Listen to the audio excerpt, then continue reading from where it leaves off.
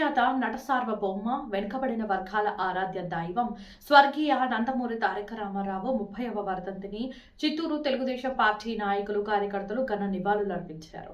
ఈ సందర్భంగా చిత్తూరు తెలుగుదేశం పార్టీ కార్యాలయంలో జిల్లా అధ్యక్షులు షణ్ముగం రెడ్డి ఆధ్వర్యంలో ఎన్టీఆర్ విగ్రహానికి చిత్తూరు శాసన సభ్యులు గురజాల జగన్మోహన్ ఎన్టీఆర్ విగ్రహానికి పూలమాలలు వేసి ఘన నివాళులర్పించారు. అనంతరం చిత్తూరు నగరపాలక కార్యాలయంలో మరియు ఎన్టీఆర్ సర్కిల్ నందు ఎన్టీఆర్ కు పాలాభిషేకం నిర్వహించారు. పూలమాలలు వేసి ఘన నివాళులర్పించారు. ఈ సందర్భంగా జిల్లా అధ్యక్షులు శంభో, చిత్తూరు శాసన సభ్యులు గురజాల జగన్మోహన్ మీడియాతో మాట్లాడుతూ ఉమ్మడి ఆంధ్ర రాష్ట్రంలో తెలుగుదేశం పార్టీ ఆవిర్భావం తర్వాతనే వెనుకబడిన వర్గాలకు రాజకీయ ప్రాతినిధ్యం లభించిందని అన్నారు. ఎన్టీఆర్ జయంతిని వర్ధంతులను రాష్ట్ర ప్రభుత్వం రాష్ట్ర పండుగగా గుర్తించాలన్నారు. ఈ కార్యక్రమంలో నగరపాలక మేయర్ ఆముదాచుడా, chairman Katari Hemalatha, market chairman Venkatesh, Mohan Raj, Chandraprakash, Kajuru Balaji, Telugu Desam party నాయకులు, కార్యకర్తలు అధిక సంఖ్యలో పాల్గొన్నారు.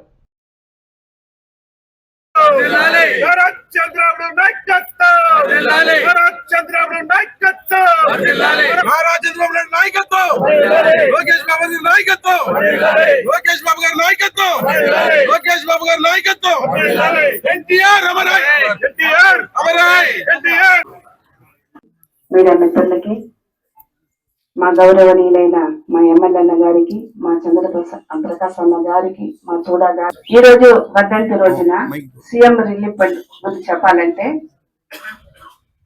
మనకిచ్చిన మన ఎన్టీఆర్ గురించి చెప్తాను. ఎన్టీఆర్ ముఖ్యమంత్రి అయిన తర్వాత పేదలంటే చాలా అభిమానం అంట. పేదల దగ్గర మాట్లాడాలంటే ఆయన చేతితో కూర్చొని వాళ్ళని నిలబెట్టి మాట్లాడే అదంతా ఆయనకు నచ్చిందంట. వాళ్ళ ప్రత్యేకంగా పిలిపించి వాళ్ళ ఇంటి ముందర గాలిలలో కూర్చొని పెట్టి ఎన్టీఆర్ కూడా వాళ్ళతో పాటు సమానంగా కూర్చోవారంట. వాళ్ళతో పాటు టీ కూడా తాగేవారంట. నేను కూడా విన్నాను కాబట్టి. చాలా ఆయన కలర్ అయితే బంగారు కలరు. నేను ఒకేసారి చూశాను. మా మిద్దు పైన పోయారు. అసలు చాలా మాకు కూడా అభిమానం ఎక్కువ. తెలుగుదేశం పార్టీ కుటుంబ సభ్యులందరికీ పేరు పేరున నమస్కారాలు. ఈరోజు అందరికీ కూడా తెలుసు ఎన్టీ రామారావు గారి గురించి. ఒక యుగ పురుషుడు, తెలుగు జాతి గౌరవాన్ని మన దేశంలోనే కాకుండా ప్రపంచ దేశాల్లో ఒక ప్రాంతీయ పార్టీకి ఇంత అభిమానం, ఇంత ఖ్యాతి వచ్చిందంటే అది కేవలం ఆయన స్థాపించింది. ఆయన నాటిన ఆ వృక్షంలో మనం అందరం కూడా ఈ రోజు సేద తీర్చుకుంటూ తెలుగుదేశం పార్టీని మరింతగా అభివృద్ధి చేస్తూ, ఎక్కడా కూడా ఒక ప్రాంతీయ పార్టీ ఇంతగా 43 ఏళ్ల పాటు ఎదురులేని పార్టీగా ఆయన స్థాపించిన తర్వాత చంద్రబాబు నాయుడు గారు ఆయన యొక్క నినాదాలతో మరింత ముందుకు తీసుకెళ్తూ ఈ రోజు మనం అందరం కూడా ఎంతో సంతోషంగా ఉన్నాము. ఇది ఒక పూర్వజన్మ సుకృతం. మనం అందరం కూడా తెలుగుదేశం పార్టీ కార్యకర్తలు అనిపించుకోవడం మనందరికి ఎంతో కూడా గౌరవం ఇస్తుంది. ముఖ్యంగా ఆయన మహిళలకి ఏ విధంగా అంటే, మహిళలు ఇంట్లోనే ఉండకూడదు, వీళ్ళకు కూడా ఒక చదువుకోవడంలో కానీ అన్నిట్లో కూడా వాళ్ళకి ఒక హక్కు కల్పించాలి అని మొట్టమొదటిగా మహిళా యూనివర్సిటీ పెట్టిన మహానుభావుడు ఆయన. ఆయన స్థాపించిన తర్వాతే మనం మహిళలందరూ కూడా చదువుకునేదానికి కానీ అన్నిట్లో ఆయన ఎన్నో అవకాశాలు కల్పించారు. అదే విధంగానే చంద్రబాబు నాయుడు గారు కూడా డ్వాక్రా గ్రూపులు పెట్టి మహిళలకి వాళ్ళకంటూ ఒక అకౌంట్ నుంచి వాళ్ళకు కూడా ఒక సొంతంగా వాళ్ళ చేతిలో డబ్బులు ఉండాలి అనే విధంగానే స్థాపించారు. తర్వాత వారి యొక్క నినాదాలతోనే లోకేష్ బాబు గారు కూడా మొన్న ఎవరైతే పార్లమెంట్ అధ్యక్షులుగా పెట్టిన వాళ్ళు కూడా మహిళలకి ప్రియారిటీ ఇస్తూ 5 మంది మహిళా అధ్యక్షులు చేయడం కూడా మనందరికీ కూడా మహిళలుగా మనకి రాజకీయాల్లో ఇంత అవకాశం ఇస్తుంది కేవలం తెలుగుదేశం పార్టీ మాత్రమే. తెలుసుకోవడం మన భావిస్తున్నాను. ఈ రోజు రామారావు వర్ధంతి. ఎందుకంటే మేమంతా చిన్న వయసులో 16-17 సంవత్సరాలు రాజకీయంగా వచ్చినాం. అప్పట్లో ఎవరికి బైకులు ఉండేవి కాదు, అందరూ సైకిల్లోనే. నేను చెప్పేది 82లో కదా. మేము పార్టీలో తిరుపతి నుంచి ఎన్టీఆర్ రాజు, కాళహస్తి నుంచి పిఆర్ మోహన్, చిత్తూరు వ్యాపారం చేశాను. అప్పుడు మా ఊరు నరసింహ వ్యాపారం చేసి నేను ఇట్లా కొందరు పోయేసి ఓల్డ్ ఎమ్మెల్యే కోర్సులో దొరబాబంతో మాకు పరిచయం లేదు. న్యూ ఎమ్మెల్యే కోర్సులో తెలుగుదేశం పార్టీలో చేరడం జరిగింది. ఎందుకంటే చిన్న దానికి ముందు కూడా మేము రామారావు అభిమాని, నేను షూటింగ్ లేదు రామారావు ఇంటర్మీడియట్ చదివేటప్పుడు, 10th క్లాస్ చదివేటప్పుడు కూడా. కాబట్టి అటువంటి వ్యక్తి మళ్ళా కూడా సినిమాల్లో ఎందుకంటే మేము తెలుగుదేశం పార్టీలోనే పుట్టినాం, బతికిన రోజు తెలుగుదేశం పార్టీలో ఉంటాం, తెలుగుదేశం పార్టీ ద్వారా చనిపోతాం. ఈ సందర్భంగా తెలియజేస్తూ, ఎందుకంటే అభిమానులు అంటే ఎంత పవర్ అంటే పవర్.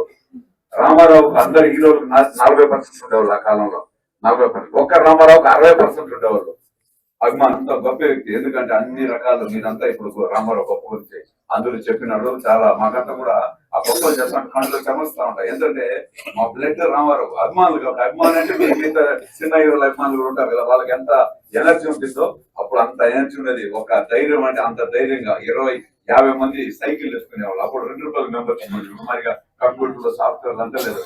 ఊరూరికి పోయి చీట్లు ఇచ్చేవాళ్ళు. ₹2 కలెక్ట్ చేసుకునేసి ఊరూరికి పోయి సైకిళ్లలో 50 మంది చేరి మెంబర్స్ చేరండి. ఎందుకంటే అప్పుడు పెద్దవాళ్ళంతా ఒక గ్రూప్. ఇక్కడ చంద్రబాబు చూస్తే చిత్తూరులో భయం, ఇంకొకరి చూస్తే ఇంకొక ఊరిలో భయం. పెద్ద దేవుడిని సమానంగా మన ఎన్టీఆర్ చూస్తున్నాము. ఈ పార్టీ పెట్టినప్పుడు ముఖ్యంగా మనం పార్టీ నాయకుల ఉద్దేశం ఏంటంటే, మన రామారావు గారి ఉద్దేశము, ఈ దేశంలో ఈ రాష్ట్రంలో ఒక అరాచకమైన ప్రభుత్వం ఉంది, కాంగ్రెస్ ప్రభుత్వం. అప్పటికి 35 సంవత్సరాలు పరిపాలించింది. ఎక్కడ బడుగు బలహీన వర్గాలు, పేదలు, దళితులు ఎక్కడ ఓటు హక్కులను వినియోగించుకునే పరిస్థితుల్లో మనం ఎన్టీ రామారావు గారి పార్టీని పెట్టారు. పెట్టిన తర్వాత ఆయన ఉద్దేశం ఒకటే, పేదలు అనే వాళ్ళు ఈ రాష్ట్రంలో ఉండకూడదు, పేదలు కూడా మనం ఆర్థికంగా అన్ని ఆదుకోవాలని ఫస్ట్ టైం ₹2 బియ్యాన్ని ప్రవేశపెట్టిన వ్యక్తి ఎవరంటే ఈ దేశంలోనే అప్పటికి ఎక్కువ ఎవరు లేదు అక్కడ. అప్పుడు ఆ రోజుల్లో పేదలు కూడా బ్రతకాలి, పేదలు తింటే పోతుంది, అందరూ నువ్వు ఏ విధంగా ప్రవేశపెట్టారు ₹2 బియ్యం అడిగితే అప్పుడు ఆయన ఒకే మాట చెప్పారు, అయ్యా ఈ దేశంలో ఇండస్ట్రీస్ మిగతా వాళ్ళు పెద్దోళ్ళే కాదు, పేదలు కూడా బ్రతకాలని ఆనాడు ₹2 బియ్యాన్ని ప్రవేశపెట్టారు. అదే విధంగా దాని ముందు కరెంట్ ఛార్జీలు కూడా ఒక విధమైన మీటర్లు పెట్టి మీటర్లు బిగించి రైతుల్ని వెన్నువిరిచిన వ్యక్తులు కాంగ్రెస్ వ్యక్తులు. అలాంటి పరిస్థితుల్లో ఒక స్లాబ్ రేట్ తీసుకొచ్చిన వ్యక్తి మన రామారావు గారు. నాగరాజు ఉన్నాడు కదా. ఆంధ్రప్రదేశ్ను నిలబెట్టినటువంటి మహానాయకుడు ఎన్టీ రామారావు గారు. అంటే తెలుగువారి జాతిని, తెలుగువారి ఔన్నత్యాన్ని, తెలుగువారి ఆత్మాభిమానాన్ని ప్రపంచ నలుమూలలా నిలబెట్టినటువంటి ఏకైక నాయకుడు ఆంధ్రప్రదేశ్లో ఒక ఎన్టీ రామారావు గారు. ఆయన చేసినటువంటి సంక్షేమ ఫలాలు నేటికి దేశానికి ఆదర్శంగా ఉన్నాయి. ఎందుకంటే ఒకే నినాదం, ఆ రోజు ప్రతి పేదవాడికి కూడు, గూడు, నీడ అని 3 ప్రత్యేకమైనటువంటి అంశాన్ని తీసుకొని ప్రజల్ని, ప్రభుత్వాన్ని ప్రజలకి చేరువ తీసినటువంటి మహోన్నతమైనటువంటి వ్యక్తి ఎన్టీ రామారావు గారు. ఈ రాష్ట్రంలోనే కాదు, దేశ చరిత్రలోనే కాదు, ప్రపంచ చరిత్రలో ఒక మహనీయుడిగా, సినీ రంగము ఒక వినోదమే కాదు, ఒక మెసేజ్ ఇవ్వడానికి, సమాజాన్ని ఉత్తేజపరచడానికి అని చెప్పి ఆయన చేసినటువంటి సినిమాలే ఈనాటికి ఆదర్శంగా ఉంది. ఆ రోజు రాముడిని చూడలా, అదేవిధంగా కృష్ణుడిని చూడలా, అదేవిధంగా కౌరవుల్లో దుర్యోధనుడు కూడా చూడలా. కానీ ఈ అన్ని వర్ణాల వారిని ఈ తెలుగు ప్రజానికం, దేశ ప్రజానికం చూసినటువంటి నాయకుడు ఎన్టీ రామారావు గారు. ఒక రాముడిగా, ఒక భీముడిగా, ఒక కృష్ణుడిగా, ఒక దుర్యోధనుడిగా ఆయన చేసినటువంటి నటనలో చాలా నైపుణ్యంతోనే కాకుండా దేశ చరిత్రలో తెలుగువారి ఔన్నత్యాన్ని చాటినటువంటి నాయకుడు ఎన్టీ రామారావు గారు. ఆయన చేసినటువంటి అంటే విద్యారంగంలో విప్లవాత్మకమైన మార్పులు తీసుకొచ్చినటువంటి నాయకుడు ఎన్టీ రామారావు గారు. వైద్యం అందినటువంటి ప్రజానికానికి కూడా ఆ రోజు ప్రతి జిల్లాలో ఒక వైద్య కళాశాలను ఏర్పాటు చేసినటువంటి నాయకుడు. పేదవాడికి విద్యను అందించాలనే ఉద్దేశంతో ఆ రోజు ప్రతి పట్టణంలో, పల్లెల్లో విద్యను ప్రజలకు అందించాలనే ఉద్దేశంతో పాఠశాలని ఎక్కువ నిర్మించినటువంటి నాయకుడు. ఆ రోజు 1983లో రాష్ట్ర బడ్జెట్ కేవలం 2,500 కోట్లు. ఆ 2,500 కోట్లలోనే ఆ రోజు పేదవాడికి ఇల్లు ఇచ్చినటువంటి నాయకుడు ఎన్టీ రామారావు గారు. ఈరోజు మా పార్టీ అధ్యక్షులు పార్టీ స్థాపకులు శ్రీ నందమూరి తారక రామారావు గారు మన మధ్యలో లేకపోయినా వారు చేపట్టిన అనేక సంస్కరణలు ఈ పార్టీ స్థాపించి ఎందరికో బడుగు బలహీన వర్గాలకి అన్ని రకాలుగా ముఖ్యంగా మహిళలకి రిజర్వేషన్లు కానీ ఆస్తి హక్కు కానీ మహిళలకి అన్ని రకాలుగా తెలుగుదేశం పార్టీ ఆనాడు నుండి ఈనాడు దాకా కొనసాగుతుంది. అలాగే మా ముఖ్యమంత్రి శ్రీ నారా చంద్రబాబు నాయుడు గారు అమరావతిలో నీరుకొండ దగ్గర 1750 కోట్లతో ఎన్టీ రామారావు గారి స్టాచ్యూ మరియు ఆయన జ్ఞాపకార్థాలని ఒక అద్భుతమైన కట్టడంగా నిర్మించడానికి ఈరోజు శంకుస్థాపన చేస్తున్నారు. ఆల్రెడీ చేశారు అనౌన్స్ కూడా. కాబట్టి ఈ చరిత్ర ఎప్పటికీ తెలుగుదేశం పార్టీ ఉన్నంత వరకు ఈ ఆంధ్ర రాష్ట్రంలో మహిళలకు ఎటువంటి ఆపద రాకుండా ఉండే విధంగా ఎన్నో సంస్కరణలు చేశారు. కాబట్టి వారందరూ ఆయనని ఈరోజు తలుచుకుంటూ వారు లేకపోయినా వారు ఉన్నట్టే మా మధ్యలో. నందమూరి తారక రామారావు గారు చిత్రాలు కావచ్చు, వారు చేపట్టిన అనేక సంస్కరణలు ఈరోజు మన తెలుగు రాష్ట్రాల్లో ఇంప్లిమెంటేషన్ జరుగుతుంది. ముఖ్యంగా పక్క రాష్ట్రంలో ముఖ్యమంత్రి శ్రీ రేవంత్ రెడ్డి గారు కూడా మొన్న బై ఎలక్షన్లో చెప్పారు అక్కడ ఎన్టీఆర్ స్టాచ్యూ పెట్టిస్తానని.